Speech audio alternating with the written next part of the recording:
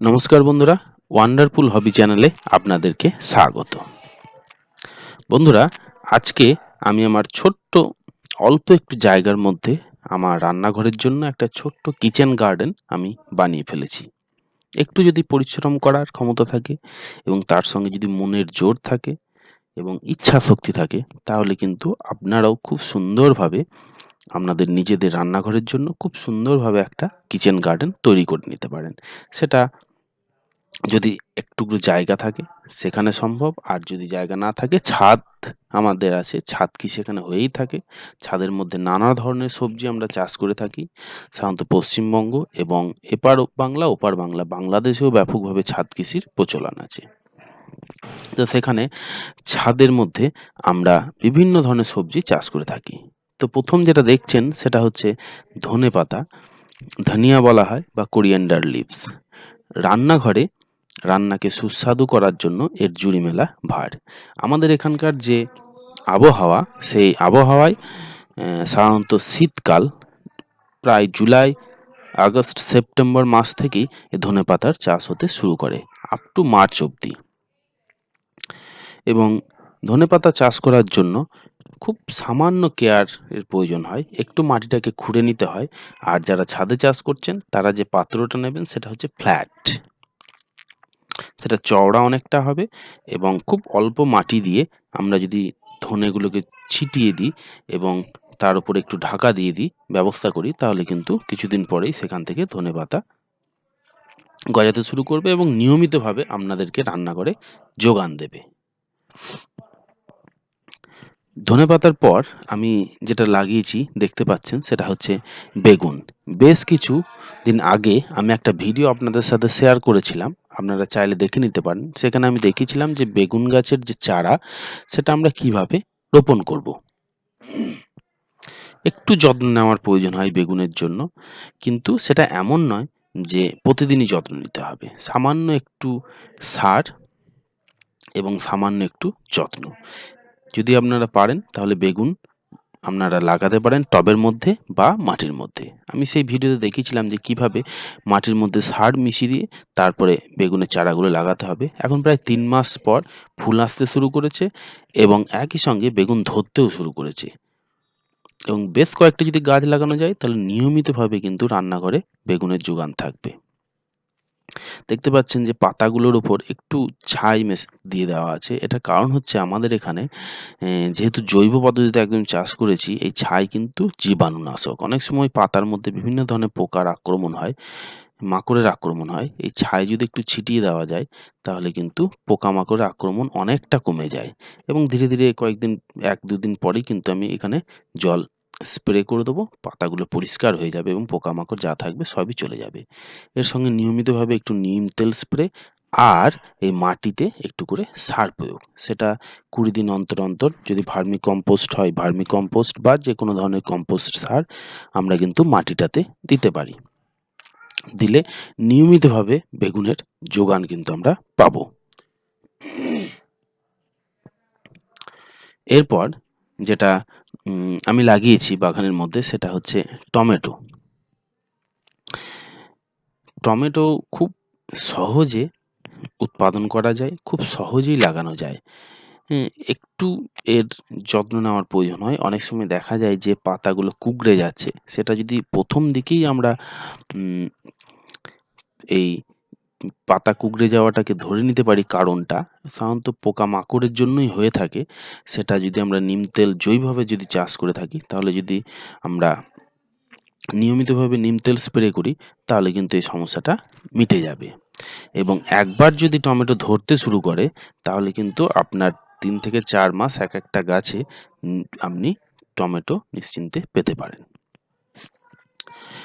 যারা টবে চাষ করবে ভাবছেন তারা কিন্তু টবের সাইজ 10 থেকে 12 ইঞ্চি নেবেন এবং টমেটো চারা রোপণ করার পর থেকে নিয়মিতভাবে একটু করে জৈব সার মাটিতে প্রয়োগ করতে থাকুন।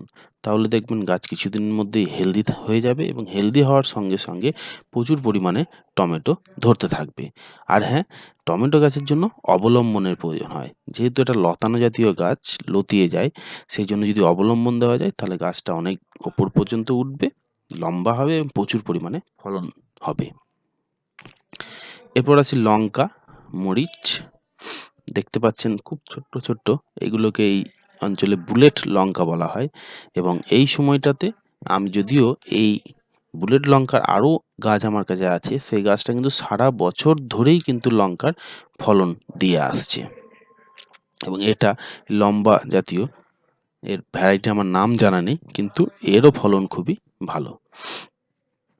এইভাবে আমরা যদি ইচ্ছা করি তাহলে খুব অল্প পরিশ্রমের মধ্য দিয়ে খুব সুন্দরভাবে আমরা কিন্তু একটা কিচেন গার্ডেন তৈরি করে নিতে পারি। সেখানে সমস্ত ধরনের সবজি আমরা চাষ করতে পারি। এইগুলো সবে হয়েছে, এগুলো হচ্ছে পেঁয়াজ আমি লাগিয়েছিলাম, সবে কলি বেরিয়েছে। এটা হতে কিছুদিন সময় লেগে যাবে, তবে জায়গা অল্প এবং সময়ও খুবই অল্প পাই। খুব কম সময়ের মধ্যে এইগুলো আমাকে করতে হয়। যাই হোক, এই পেঁয়াজের কলি আমি লাগিয়েছি, এখন পেঁয়াজের প্রচুর দাম। আপনারা ছাদ কৃষি যারা করে থাকেন, ছাদে যারা লাগান, তারা গামলা জাতীয় পাত্র নিতে পারেন। সেখানে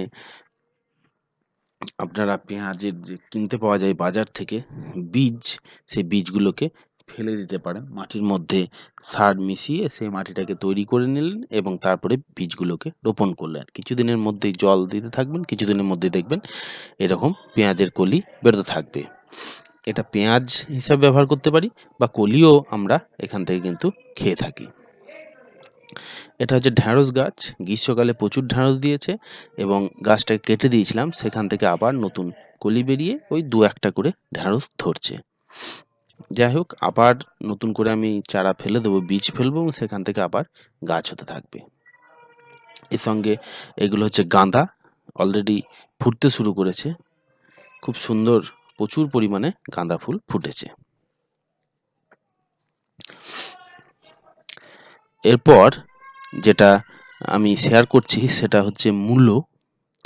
আমি বীজ বাজার থেকে কিনে নিয়ে এসেছিলাম এবং ছোট্ট অল্প একটু জায়গা আমি খুঁড়ে সেই জায়গাতে বীজগুলোকে ফেলে দিয়েছিলাম। এখন দেখতে পাচ্ছেন যে কত সুন্দর মূলো ধরেছে। মাটিতে মূলোর বীজ ফেলার পর জায়গাটাকে একটু ঢেকে দিতে হবে। আমি পেপার দিয়ে জায়গাটাকে ঢেকে দিই এবং 10 থেকে 12 দিন পর আস্তে আস্তে মূলো যে ছোট্ট ছোট্ট চারা সেগুলো বের হতে থাকে এবং কিছুটা যত্ন নেওয়ারও প্রয়োজন হয়। তার কারণ হচ্ছে মূলো যে মূল সেটাই আমরা খেয়ে থাকি, সেই মূলগুলোকে ঢেকে দেওয়ার প্রয়োজন হয়। তাই মাটি দিয়ে যদি মূলগুলোকে ঢেকে দেওয়া যায় তাহলে মূলোর সাইজও ভালো হয় এবং ফলনও বেশি হয়। এরপর আসে করলা। এখানে আমাকে একটা মাচা করতে হবে, এখনো পর্যন্ত করা হয়ে ওঠেনি। যাই হোক, এখানে করলার বেশ কয়েকটা আমি চারা ফেলেছিলাম, সেখান থেকে ছোট্ট ছোট্ট করলা জালি আসতে শুরু করেছে এবং কয়েকদিনের মধ্যে এগুলো ভালোই আশা করছি ফলন দেবে। এইভাবে ছোট্ট ছোট্ট অল্প একটু করে জায়গা করে আপনাদেরকে যে সমস্ত সবজিগুলো আমরা বাজার থেকে কিনি সেই সবজিগুলোই কিন্তু আমরা পেতে পারি। এরপর দেখায় আপনাদেরকে ফুলকপি। এগুলো হচ্ছে ফুলকপির চারা। একই সঙ্গে বলে রাখি যে ফুলকপির সঙ্গে কিন্তু আমি ব্রোকলিও লাগিয়েছি, কিন্তু ব্রোকলিগুলো আমি টবে আপাতত ছোট্ট ছোট্ট টবে লাগানো আছে, সেখান থেকে একটু বড় হওয়ার পর বড় টবে আমি লাগাবো। তখন আমি আপনাদের সাথে ভিডিওটাকে শেয়ার করতে পারবো। এই মুহূর্তে পারছি না, কয়েকদিন হয়তো পরে ভিডিও আসবে যে কিভাবে আপনারা ব্রোকলির চাষ করতে পারেন। গত বছরও আমি একটা ভিডিও দিয়েছিলাম এই বিষয়ে, ব্রোকলি নিয়েই। যাই হোক, এগুলো হচ্ছে ফুলকপি। মাটিটাকে একটু তৈরি করে নিতে হয়, তার কারণ এটা মাটি থেকেই সার যে সমস্ত জিনিসগুলো আছে সেগুলো গ্রহণ করে, তাই মাটিটাতে সার দিয়ে বেশ ভালোভাবে তৈরি করে নিতে হবে এবং নিয়মিতভাবে এখানে সার দিতে হয় 20 দিন অন্তর অন্তর, যে কোনো জৈব সার। আমি যদিও এখানে জৈব সারও দিচ্ছি এবং তার সঙ্গে আপনার সর্ষে জল ভিজিয়ে সেই জলটাকে ব্যবহার করছি। এটাও খুবই উপকারী গাছের জন্য। যাই হোক, এর পরবর্তীতে আসি শাক নিয়ে।